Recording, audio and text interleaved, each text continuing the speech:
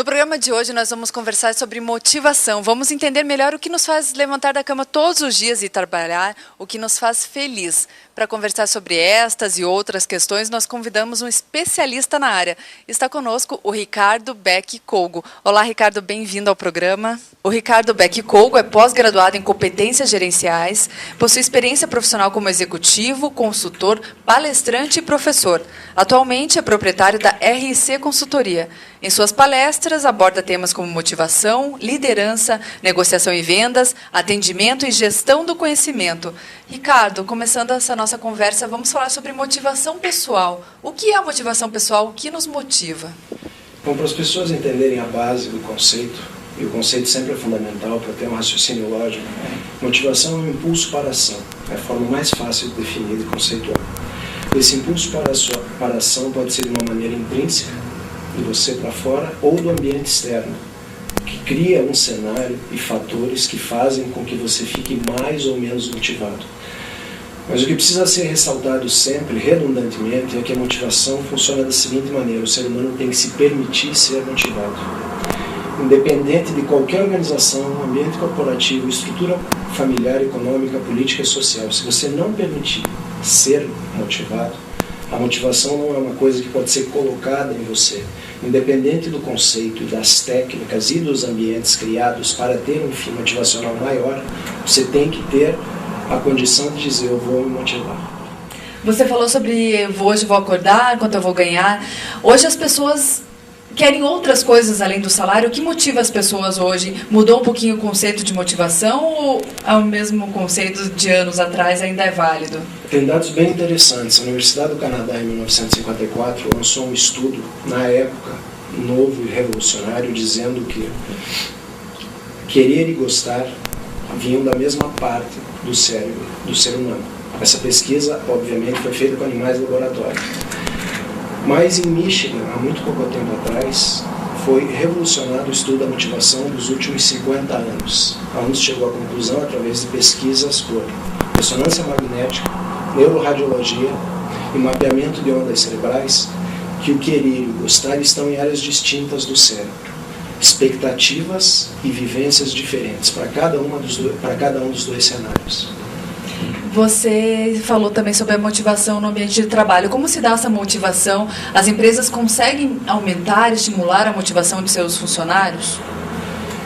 As empresas conseguem criar um ambiente ideal, ou próximo ao ideal. E isso é uma missão do sócio, do conselho deliberativo, do presidente, do CEO, dos diretores, e isso vem em cascata, até o chão de fábrica, até o atendente de linha de frente do balcão no mercado de varejo. Tudo isso faz com que cada vez mais as pessoas tenham uma situação mais pré-definida, mais disciplinada, com rotinas mais elaboradas por parte da empresa com relação ao colaborador, para que elas possam se sentir úteis e produtivas. Então existem casos no mercado muito conhecidos, onde as empresas investem demais com flexibilidade horária. Tem uma grande empresa de surfwear no Brasil, localizada no litoral de Santa Catarina, onde o presidente dela, que é um ex-surfista, permite flexibilidade de 100% de horários. Ele cobra produtividade e resultado. E ele virou um case no mercado nacional. Quando você vai para as pontas maiores, para o mercado corporativo internacional, e pega isso de empresas hoje como Google e Facebook, as pessoas acham que é uma novidade, mas na verdade isso já é praticado em alguns lugares, inclusive dentro do Brasil, onde essa confiança no colaborador, que deve ser totalmente capacitado para a função, faz com que ele tenha uma motivação maior ou menor.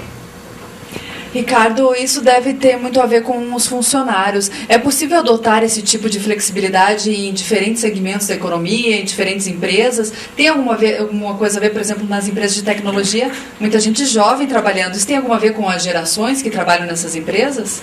Então vamos pegar alguns casos aí, números. O Brasil hoje tem 207 milhões de celulares. 30 bilhões de posts são colocados mensalmente no Facebook. 2 bilhões de vídeos são assistidos diariamente no YouTube. Obviamente, quando você pega esse cenário do mercado e analisa esse mesmo cenário há 5, 8, 10 anos atrás, mudou a tecnologia, mudou a velocidade da informação e mudou o perfil de quem busca a informação. Antes existia uma dificuldade para chegar à informação que, se você não fizesse uma capacitação pós-acadêmica, através de uma pós-graduação, uma especialização, não tivesse a condição financeira de viajar, ou não tivesse bons recursos para investir permanentemente numa biblioteca corporativa dentro da sua casa, onde você pudesse estar atualizado com as melhores referências, você não conseguiria estar informado. Como o nível de informação, a acessibilidade a ela melhorou, obviamente o comportamento das pessoas, o comportamento do consumidor e o que motiva as pessoas a realizarem e comprarem também mudou. Perfeito. E o papel do líder nesse sentido? Como o líder deve estimular suas equipes? Como ele deve tratar a motivação dentro do ambiente corporativo? Então vamos lá, vamos fazer um resumo do que nós falamos. A motivação é um impulso para a ação que pode ser de uma maneira intrínseca ou extrínseca. Extrínseca é o ambiente à sua volta, que você cria e que é criado por fatores externos. Vamos traduzir isso para o mundo corporativo. Começa desde a fase da contratação, da gestão de pessoas ou no famoso departamento de recursos humanos, que nem sempre tem a autonomia que deveria, inclusive nas grandes corporações. É comum, até mesmo hoje, em 2011, você ver numa reunião sentarem diretores com o gerente de recursos humanos. A partir do momento que você sentou o diretor com o gerente para discutir, a discussão perdeu um grande peso no processo de negociação, porque o cargo influi diretamente na decisão.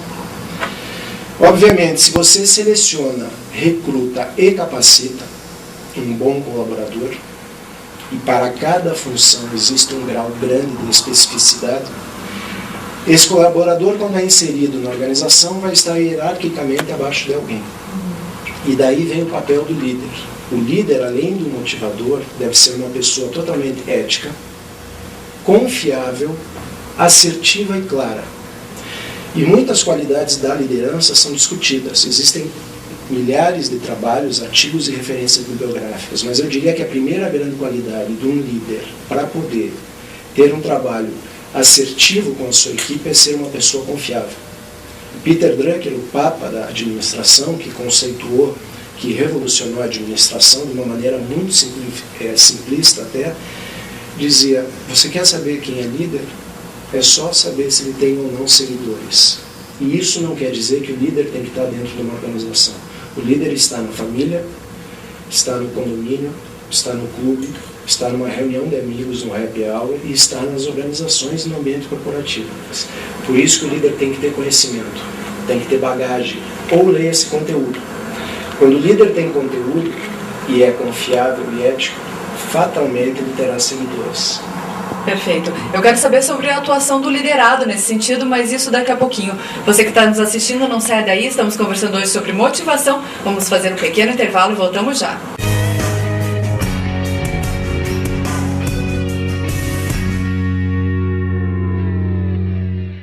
Liderança não é uma coisa que se herda, mas se conquista. Porque um líder é mais que aquele que inspira as pessoas, que envolve todos num mesmo ideal. Líder é aquele que sabe que mais do que ensinar, é preciso aprender o tempo todo. Pois a estação é tão diferente do que existe por aí, que nem deveria ser chamada de escola. É mais do que isso. É uma experiência de vida. Aqui você não tem professores, mas facilitadores, sempre prontos a estimular o debate, a descoberta e o networking, que não é somente a troca de cartões, mas a troca de ideias. Desta forma, transforma cada minuto em um momento único. Walter Longo, líder do marketing nacional, assim se manifestou. Mas é a primeira vez que eu tive a oportunidade de conhecer essa escola. E eu confesso a vocês que deu, ao mesmo tempo, dois sentimentos bons: inveja e orgulho. Orgulho por ser brasileiro e inveja de ver uma obra tão grandiosa como essa feita em Curitiba. A gente separa normalmente as pessoas em dois tipos de pessoas: as pessoas que pensam como Circo Garcia e as pessoas que pensam como Cirque du Soleil. Essa escola pensa como Cirque du Soleil. Essa escola pensa grandiosamente, tem uma visão grandiosa dela. Então eu queria nada mais do que dar os parabéns a vocês, dizer que eu fiquei morrendo de inveja e morrendo de orgulho. Estação Business School, mais que um MBA, uma experiência de vida. Networking. Estação. Melhor perfil de alunos do MBA no Brasil. Reconhecimento. Estação. Melhor MBA do sul do país e 11º do Brasil. MBAs Estação. 15 áreas para você fortalecer seu networking, seu currículo e o seu conteúdo. Estação Business School. Mais que um MBA, uma experiência de vida. www.ebs.edu.br.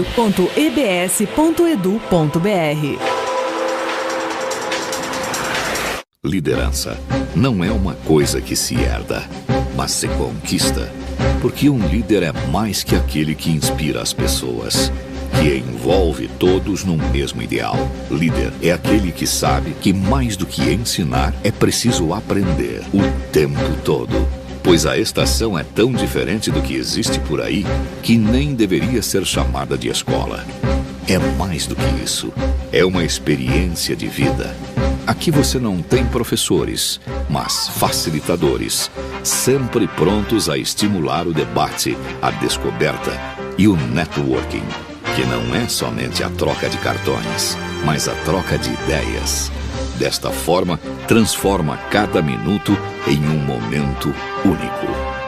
Walter Longo, líder do marketing nacional, assim se manifestou. Mas é a primeira vez que eu tive a oportunidade de conhecer essa escola. E eu confesso a vocês que deu, ao mesmo tempo, dois sentimentos bons: inveja e orgulho. Orgulho por ser brasileiro e inveja de ver uma obra tão grandiosa como essa feita em Curitiba. A gente separa normalmente as pessoas em dois tipos de pessoas: as pessoas que pensam como Circo Garcia e as pessoas que pensam como Cirque du Soleil. Essa escola pensa como Cirque du Soleil. Essa escola pensa grandiosamente, tem uma visão grandiosa dela. Então eu queria nada mais do que dar os parabéns a vocês, dizer que eu fiquei morrendo de inveja e morrendo de orgulho. Estação Business School, mais que um MBA, uma experiência de vida.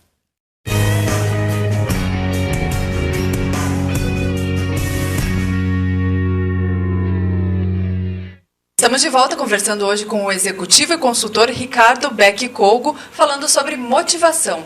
Ricardo, a gente falou sobre o papel do líder no sentido de motivar os seus colaboradores. Como colaborador, o liderado deve agir? Ele deve seguir realmente tudo que o líder passa a ele? Como ele deve agir nesse sentido? Partindo da prerrogativa que o líder é a pessoa certa, com a bagagem certa, para o cargo certo, nós vamos cair na equipe do trabalho, ou nas equipes do trabalho, ou seja, nos liderados, ou nos seguidores desse líder. Importante não confundir líder com um gestor ou apenas com um chefe, Nem sempre o chefe é um líder, Ricardo? Foi muito bom você ter tocado nesse assunto. Eu sempre falo em palestras e seminários a diferença entre estabelecer liderança e poder. Quem estabelece poder é o chefe da equipe. Quem estabelece a liderança terá seguidores. Quer saber quantos líderes existem? Ou se o líder naquela organização, naquela instituição, naquela corporação realmente tem perfil? Tire o poder dele e pense que no dia seguinte, se as mesmas pessoas continuariam tendo o mesmo tipo de opiniões e referências sobre esse ser humano. Se ele for uma pessoa ética, confiável, competente, capacitada, certamente essas pessoas continuarão sendo seguidores desse líder. Que ótimo. Então o liderado deve segui-lo. O liderado é um soldado. Mas, quando você fala no ambiente corporativo, essas missões dadas às equipes, pense que isso é um grande quebra-cabeça colocado em cima da mesa. Uma peça deles é o líder, a outra peça é o liderado. E todas estão misturadas junto com o planejamento, missão e valores da empresa, concorrência, mercado, consumidor final, cliente e tudo mais. Qual é a função do liderado? Executar a tarefa da maneira mais objetiva possível, com a melhor qualidade possível, no menor tempo possível. Então essa relação de tempo e qualidade no resultado dessa missão vai depender do teu grau de conhecimento e vai depender da estrutura que a empresa fornece para que você realize e execute essa missão. Você, Ricardo, com sua ampla experiência em vários segmentos da economia, atuou com marcas, com automóveis, mercado de cosméticos, mercado de luxo, como você E daria dicas, de repente, para as empresas manterem esse contato inicial de uma forma eficaz com seus clientes, como elas deveriam agir para motivar mais os seus clientes a estarem em contato com elas e a adquirirem seus produtos e serviços. Falar da rede social seria redundante, porque só se fala nisso agora, e isso já faz parte do contexto, não tem mais como fugir. Mas mais do que o consumidor, vamos pensar na equipe de atendimento primeiro. Processo, seleção, recrutamento e capacitação, e aí existe uma grande confusão no mercado. Pense que você e sua família criaram uma empresa, investiram milhões, uma vida, às vezes uma carreira, 50 anos, 2, 3 gerações trabalhando. Você tem uma excelente agência de publicidade e propaganda, você contratou consultores para fazer o planejamento estratégico, plano de negócios, elaborar missão, visão, valores da empresa. Você tem diretores, que você paga salários altíssimos, você tem gerentes capacitados, você tem supervisores, e daí você tem um atendente lá, que por uma prática do mercado, geralmente não ganha bem, e é somente ele que vai poder falar pela sua empresa para o consumidor. Então veja bem, você colocou terrível, né? Terrível. Você colocou toda essa estrutura numa pessoa que muitas vezes é mal remunerada e não recebe capacitação permanente. Isso é a mesma coisa que afastar o consumidor do ponto de venda. Obviamente, o varejo tem algumas práticas convencionais. O mercado da moda. Hoje o consumidor compra cada vez menos coleção e cada vez mais promoção das coleções de inverno e verão. O mercado de cosméticos. Hoje nós temos uma grande e reconhecida empresa a nível mundial, como o Boticário, que foi para a operação porta a porta. A Natura já está com quiosques em shopping, coisa que não se pensava uns anos atrás. Né? Existia um limite geográfico de ação dessas duas marcas no mercado brasileiro. Por quê? Foram atrás do consumidor, que hoje tem novas tendências, novo comportamento, novas informações, e chegou num ponto que o mercado, para crescer, precisava mudar o cenário e a atuação. Ricardo, saindo um pouquinho dessa questão comercial, esse lado de consumo, eu queria que você falasse sobre a motivação no ambiente de ensino. Como se dá a motivação na relação entre professores, alunos, nas escolas, universidades, como funciona? Há um tempo atrás nós tivemos uma experiência enriquecedora na área da direção de gestão de empresa, instituição de ensino superior. Nós pudemos comprovar o que já tínhamos lido, pesquisado e já vivenciávamos enquanto aluno, inclusive, de graduação, de pós-graduação, do curso de extensão. No ensino, existe alguma distorção, muitas vezes, onde a instituição, a organização não entende que cada professor que ela tem relações públicas. Independente da condição da campanha de publicidade e propaganda, da competência da agência, das pessoas da área comercial e liberação, o peso da palavra do professor é totalmente irrelevante em qualquer processo de decisão de aluno e pai de aluno para matricular ou não o aluno naquela instituição. Então o aluno tem um grau de informação e conhecimento significativo. Quando ele cai na sala de aula, se ele pegar um professor que há muito tempo não usa a tecnologia, quando isso é possível, dependendo do curso e da disciplina. Ele perceberá na hora que o professor está defasado em relação a essas informações, né? Não só perceberá, como contaminará o ambiente, desprestigiando esse professor muitas vezes. Então essa missão do professor, eu falo missão porque você tem como criação pais e professores, são com essas pessoas que você passa grande parte do seu dia, e muitas vezes muito mais com o professor do que com o pai, né? Principalmente no ensino básico, primeiro, segundo grau, ensino fundamental. Eles têm hoje a missão de estarem perfeitamente reciclados, atualizados, atentos às novas tecnologias e como funciona essa rede de informações mundial hoje chamada rede social. Esse, então, é mais um desafio dos muitos que a educação ainda tem pela frente, né, Ricardo? Você que está nos assistindo, não saia daí, vamos fazer mais um pequeno intervalo. Voltamos já conversando sobre motivação com o Ricardo Beck-Kogo. Voltamos já.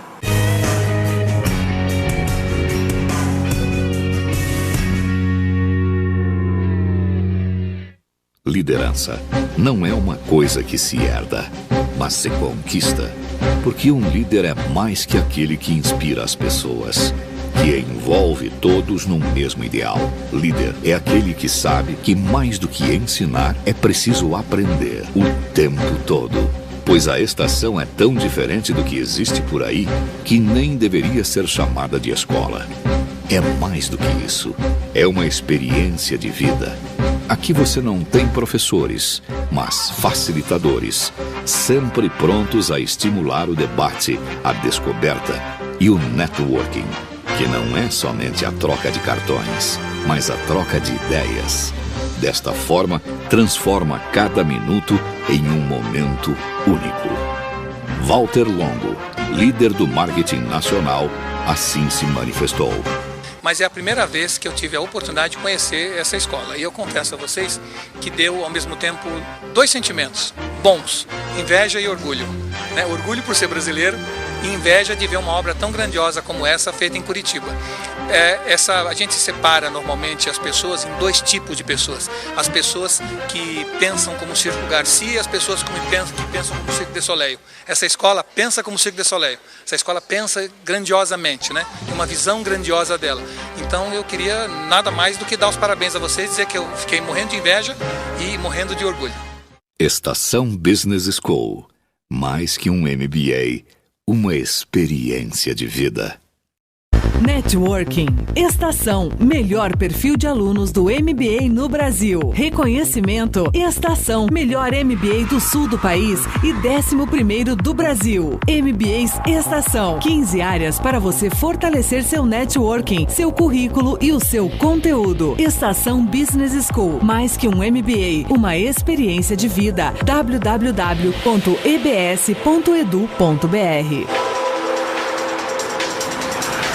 Liderança não é uma coisa que se herda, mas se conquista. Porque um líder é mais que aquele que inspira as pessoas, que envolve todos num mesmo ideal. Líder é aquele que sabe que mais do que ensinar é preciso aprender o tempo todo. Pois a estação é tão diferente do que existe por aí que nem deveria ser chamada de escola. É mais do que isso. É uma experiência de vida. Aqui você não tem professores, mas facilitadores, sempre prontos a estimular o debate, a descoberta e o networking, que não é somente a troca de cartões, mas a troca de ideias. Desta forma, transforma cada minuto em um momento único. Walter Longo, líder do marketing nacional, assim se manifestou. Mas é a primeira vez que eu tive a oportunidade de conhecer essa escola. E eu confesso a vocês que deu, ao mesmo tempo, dois sentimentos bons: inveja e orgulho. Orgulho por ser brasileiro e inveja de ver uma obra tão grandiosa como essa feita em Curitiba. A gente separa normalmente as pessoas em dois tipos de pessoas. As pessoas que pensam como Circo Garcia e as pessoas que pensam como Cirque du Soleil. Essa escola pensa como Cirque du Soleil. Essa escola pensa grandiosamente, tem uma visão grandiosa dela. Então eu queria nada mais do que dar os parabéns a vocês, dizer que eu fiquei morrendo de inveja e morrendo de orgulho. Estação Business School. Mais que um MBA, uma experiência de vida.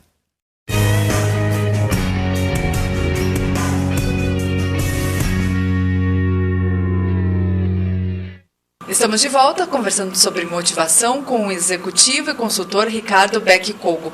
Ricardo, como uma empresa, como um líder, pode criar um ambiente de engajamento, um ambiente de motivação dentro da empresa? Obviamente, isso tem que ser um processo de reeducação cultural.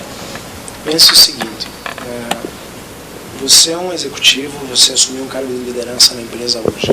Existe uma cultura implantada lá, 5, 10, 15, 20, 30 anos. Então, a primeira missão da empresa, proporcionar sempre desafios e capacitação. Quanto mais você busca conhecimento, mais você almeja ter conhecimento. E o conhecimento que vem através da informação, ele vem lá do conhecimento tácito, que é a tua bagagem individual adquirida ao longo das tuas experiências pessoais e profissionais. Conhecimento explícito, que está aí para a corporação, para a organização, ministrar, implantar, capacitar. E o cultural.